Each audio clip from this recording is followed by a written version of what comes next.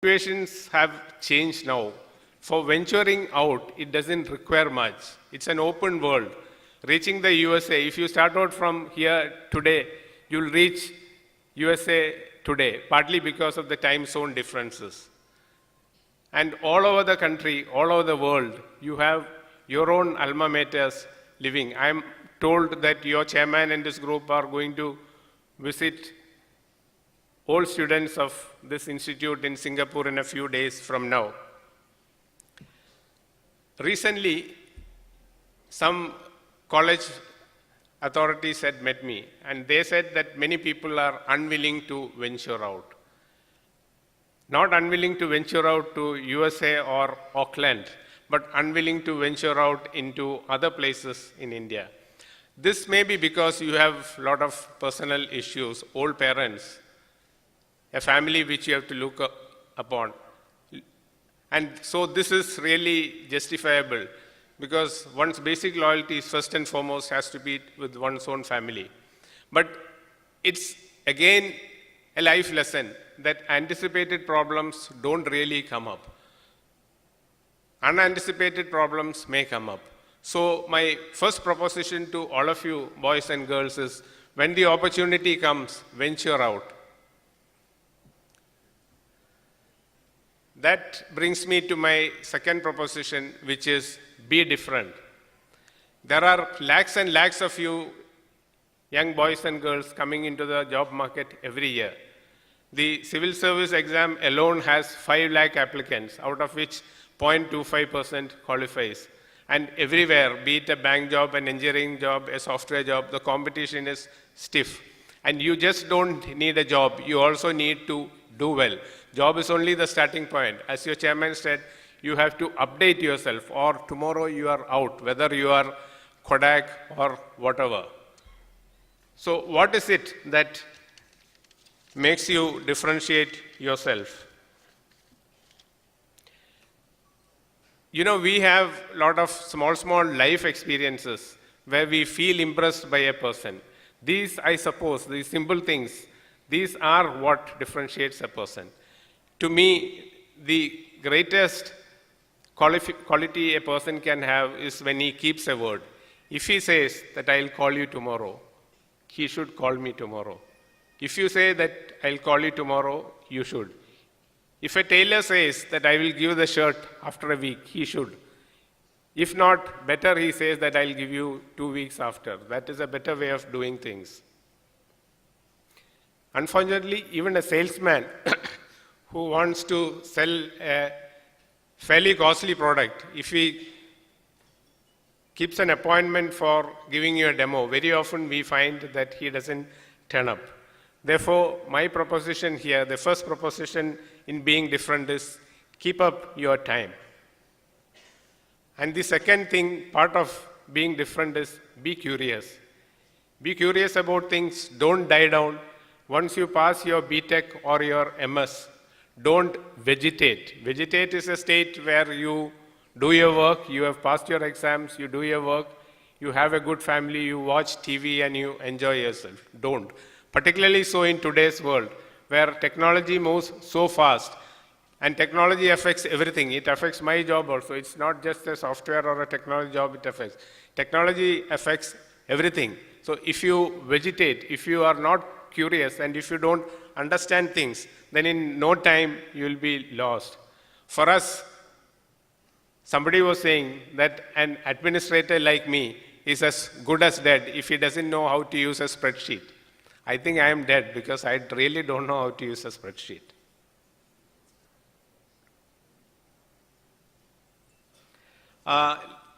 Talking about curiousness, let me just tell you about my travails with an encyclopedia and how to get knowledge. I see this beautiful institute. We never had such beautiful colleges with all facilities when we studied. When I was taking these exams, our main source of knowledge was the Encyclopedia Britannica, where everything was available. But unfortunately, my college, which was a fairly good college, did not have an encyclopedia. And it was our good luck that in Quailon, a public library was coming up, being put up by a very forward-looking businessman like Mr. SVB. And so I wrote to him saying that we would very much appreciate if the Britannica were to be bought. And he was so good, so nice, that he brought the Britannica. But when the Britannica was bought, it looks very impressive, 20 volumes. Then the librarian locked it up in the cupboard and it was not available for any of us to see. Now, where are you? Britannica is no longer being published. It's available on a CD. And if you want anything, if you want to look up anything, you just need to Google it. I'm sure many of you are curious people, thirsting after knowledge. But for those of you who are not so curious, I'd like to start you off on a journey of curiosity by putting two small questions. As you leave this hall, please visit your library or open your laptop and Google these two questions. Who is that great poet who said, "Bliss was it in the dawn to be alive, but to be young was very heaven"? And who was it? I was browsing through this journal brought out by the Institute. Against the top of Mr. SVB's photo, there is two lines written. It's a very famous lines written by a famous poet. The poet here is Robert Frost. And the lines are very, very dear, particularly because it was dear to Pandit Nehru. And the lines are,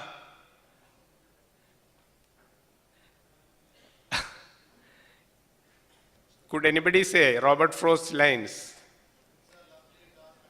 The woods are lovely, dark and deep, but I have promises to keep, and miles to go before I sleep, and miles to go before I sleep. I picked it up from your journal. And the question is, which I want to ask you so that I start you on this curiosity journey, what was the name of the poem in which Robert Frost wrote these lines? Please Google it as you go out. He said it. It's okay, but I won't recollect because I want to start them off on that curiosity journey. And a third component of be different is excel in whatever you do. I don't mean that you should be a good engineer or you should be a good doctor or a good entrepreneur. What I mean is, whatever little work you do, do it well. If you're washing your car, wash it nicely and neatly.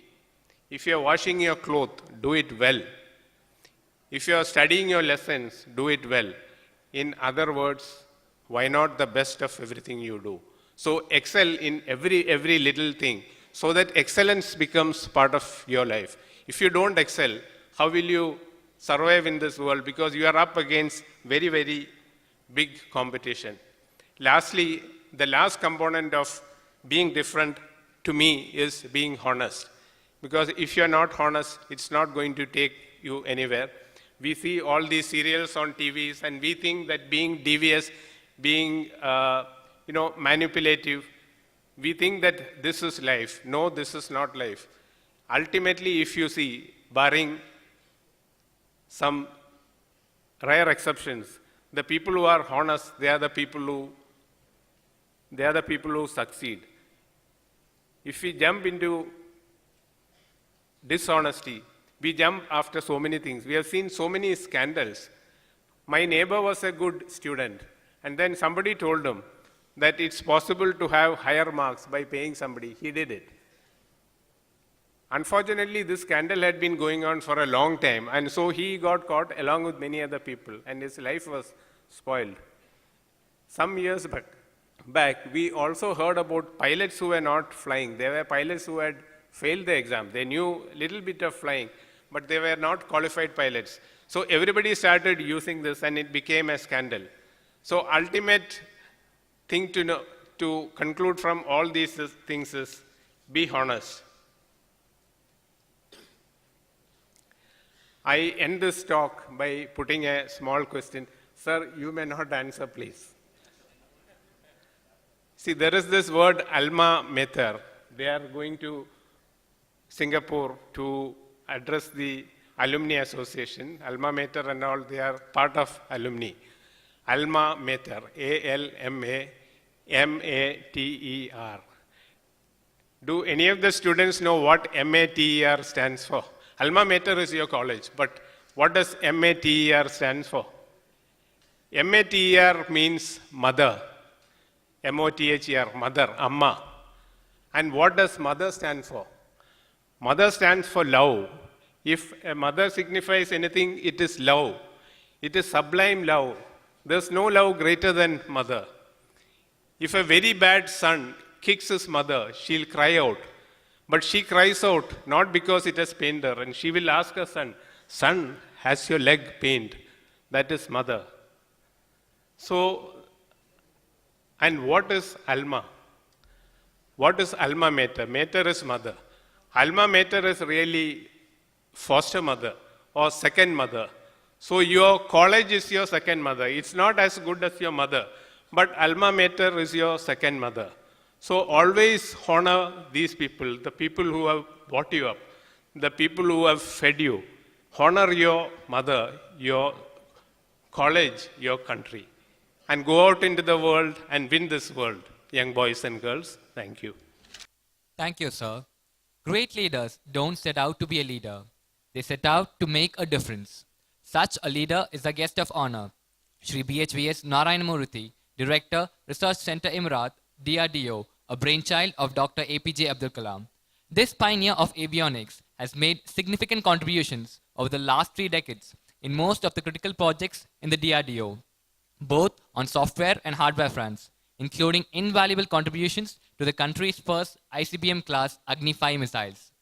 His futuristic thinking and academic foresight made him a project director, the development of smart anti-airfield weapons, the miniaturized Satnav receivers, and system-on-chip, which played decisive roles in modernizing the Indian defense. His dynamic performance of duty and relentless administrative innovations enabled him to be the recipient of numerous awards and recognitions, including Rocket and Related Technologies Award by the Astronautical Society of India, Agni Award for Excellence in Self-Reliance, DRDO Scientist of the Year Award, Pathbreaking Research Outstanding Technology Development Award, and DRDO Performance Excellence Award. He has also been inducted as Fellow of the Indian National Academy of Engineering, a Fellow of IETE, Senior Member IEEE, Life Member of Aeronautical Society and Computer Society of India. Presently, he is the Director of RCI, DRDO at Dr. APJ Abdul Kalam Missile Complex, Hyderabad. Sir, we now request you to address the gathering. Dr. S.V. Balasubramaniam, Chairman, BAIT. Dr. Sri T.P. Krishnakumar, today's Chief Guest, Chief Commissioner of Income Tax, Coimbatore. Dr. M.P. Vijay Kumar, Trustee. Dr. D. Saravanan, Principal. Dr. A.M. Natarajan, Chief Executive. Sri T. Gundan. Dr. P. Tangaraj. Dr. Golakota, and other distinguished faculty, distinguished guests, invitees, my dear students. Good afternoon to all of you, and my greetings to all of you.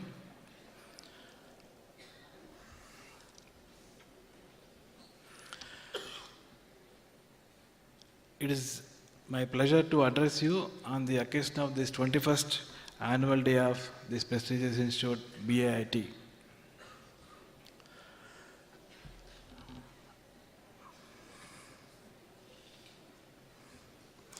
My compliments to all of you on this annual day.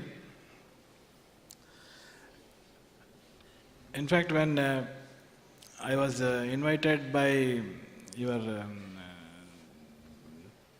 college, in fact, they gave me one booklet containing describing about this institute.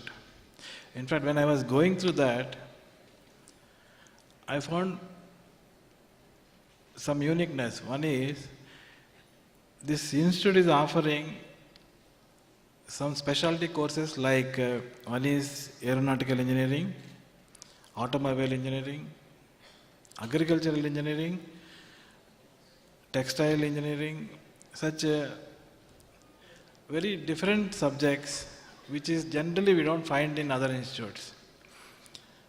apart from the core engineering disciplines. After coming over here, and when I was hearing the principal's address with respect to the achievements or the awards or the recognitions the institute has got in different disciplines, I find the management is very serious on this institute, and I should compliment the management for this excellent progress they made and the excellent ambience they have created in this institute.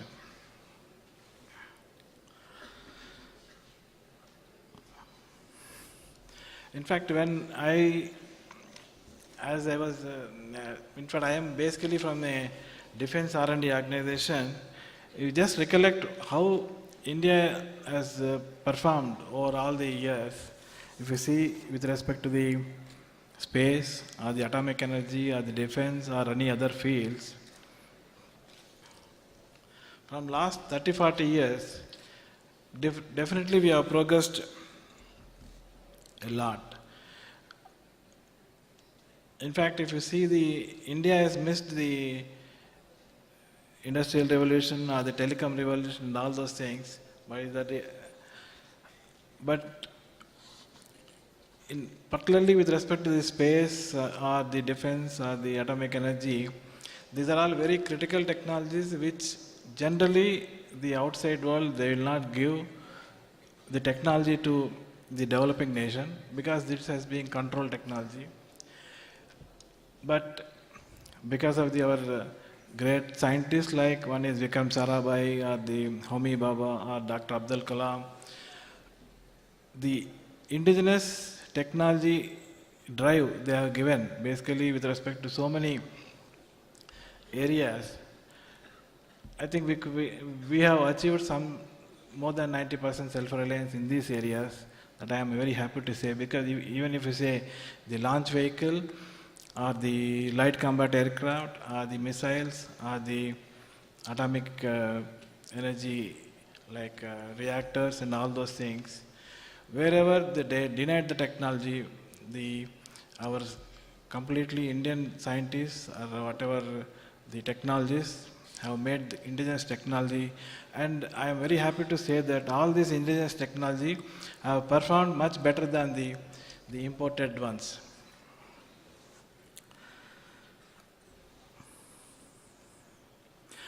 All this, if you see that the world has moved a long way in all these technological advancements, particularly today's world, basically we are seeing a very completely different technology revolution, one in the form of the internet, or the mobile computing, or in case of the nanomaterials, or so many, whatever these things, we are nanotechnologies, or cloud computing, whatever this thing. These are all because of the innovations happen in this world, completely innovative ideas by the young entrepreneurs and all those things.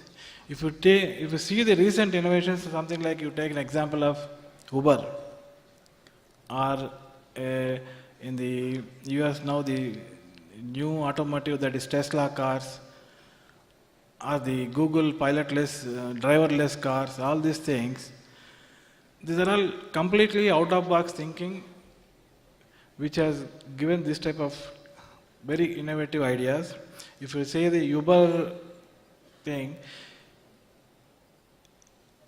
the innovative idea involved, it's basically a taxi hiring type of facility being created completely with a mobile device, with a back-end internet, using information communication technology, ICT. Whoever the Uber company, they don't hire any taxis, just the facility is provided with the use of this completely innovative idea of using the mobile app. But this now is $1 billion company.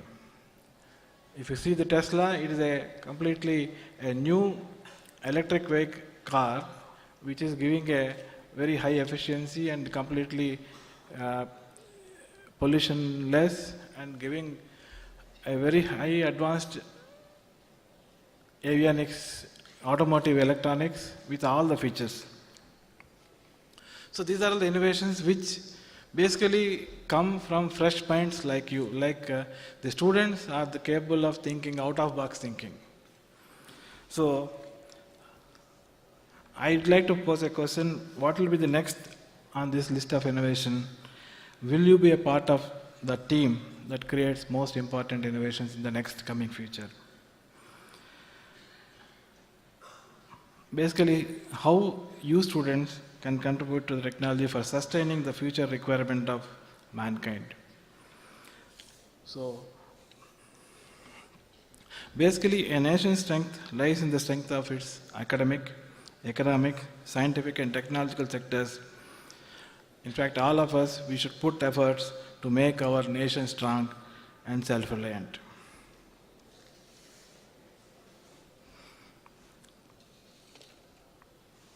If you see our Indian IT industry, particularly business analytics and all those things, the survey says, statistics show, it is going to touch something like $16 billion by 2025. Now it is around $2 billion. It is something like going to more than 10 folds. It's basically as per the NASSCOM survey. And the complete, our IT exports in all the fields, whatever this thing, even the service, software services or software products or also these things, they are going to touch something like more than $300 billion. This is how the complete is all because of so many young students are coming out from India in various disciplines, are performing very well with respect to all this IT or whatever this thing, new areas of engineering, including software. Basically, the outstanding achievements of nation in missile, space, or atomic energy, all these things is basically reflect our inherent science and technology strengths.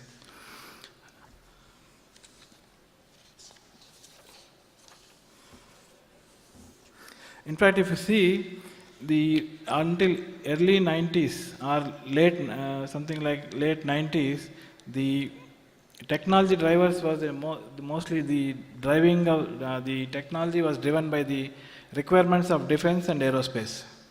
But now today's thing is not basically the consumers or the automotive or that type of civilian sectors are driving the technology, which defense is and the aerospace technologies are being using that.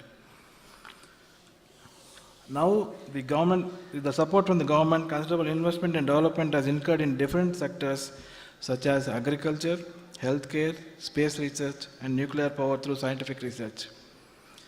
In fact, the government of India's the Make in India program, our Prime Minister's, which encourages design, development, and production of state-of-the-art systems within India, thereby encouraging in-house capability and reducing dependence on external resources. In fact, all our stride is to make indigenous products so that whatever the technologies or the products which should be made in India. That's how we can create more employment and more job creations and all those things.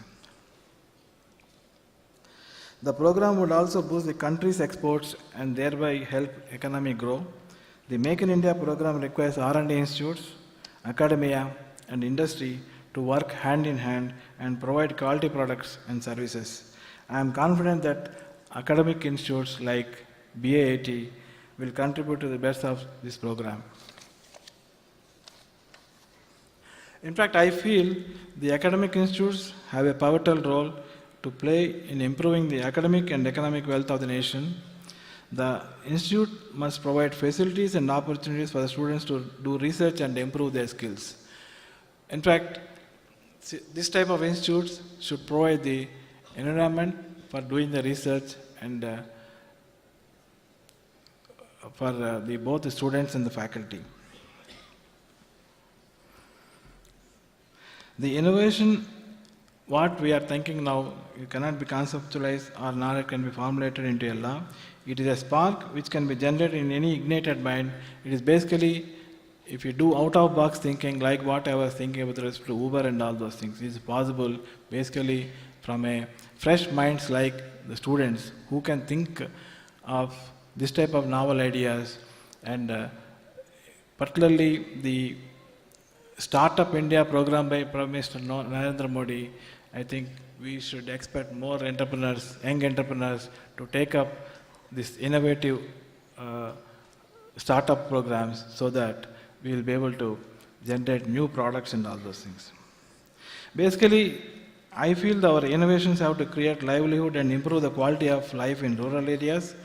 Local technological needs have to be addressed by our universities by creating R&D centers for such technologies in their campuses.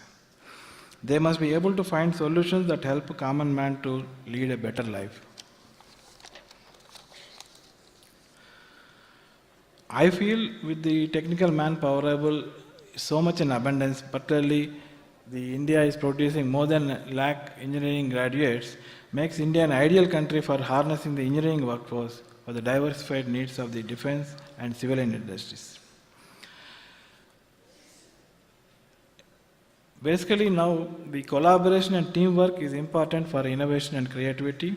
Dedicated laboratory spaces should be created at the university in collaboration with research institutes. Basically, focus must be laid on setting up incubation, innovation and research centers within the campuses. If you see now a lot of the institutes like IIScs, IITs or these things, a lot of incubation centers are coming up where the research carried out at those institutes are being, with this help of incubation centers, they are able to make it as a product and offer to the outside world. In fact, that type of incubation centers we should be able to utilize basically for making the research done at these primary institutes into products. I feel the faculty development is a crucial aspect for all overall academic management. In fact, every discipline undergoes rapid change in conceptual understanding and theoretical underprinting.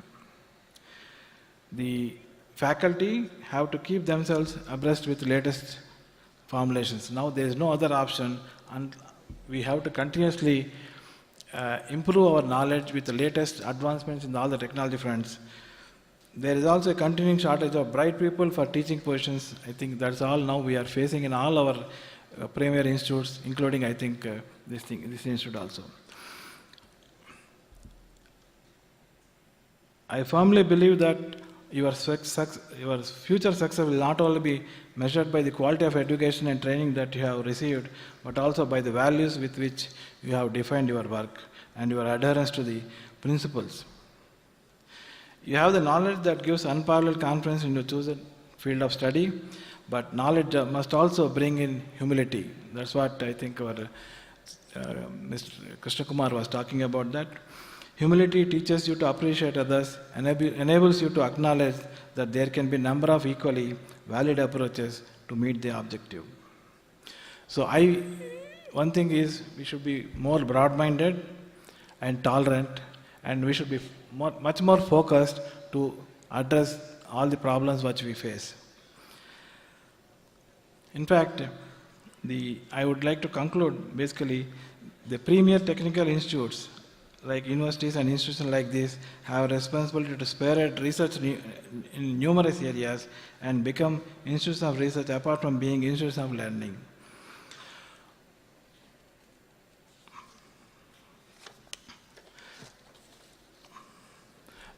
Only one thing I want to say basically, to improve our research focus and all those things, I just want to suggest only one is the faculty should be maybe in the third year or when the students come to third year and all those things, some sort of journal papers also to be, they should be taught or explained about some journal papers in their course curriculum. That will improve their research understanding how to go about doing research. And also, they may be offered to do some mini projects by selecting some journal papers. I think this is one of the way where we can inculcate some sort of research attitude in the students. And I just want to say finally, all of you will step out of this college in couple of years, some maybe next year or this thing. I am sure that you will put the knowledge imparted by your teachers to good use and bring laurels to yourself and your alma mater. And I also appeal to all of you. Maybe some of you can take up jobs in R&D research labs like space or defense or atomic energy, where a lot of research facilities are available, which will make you to fulfill your dreams of research. So, and we are open for giving, particularly our research labs, DRDO or ISRO, all this is open for working with academic institutes like this, where we can offload some of our research problems where we are unable to solve because of manpower shortage or the experienced faculty available in your institutes. I think we are very open for that, and we look forward to collaborating with academic institutes like this. And I wish you again very happy annual day on occasion of 21st day, and thank you and wish you all the best. Thank you, sir.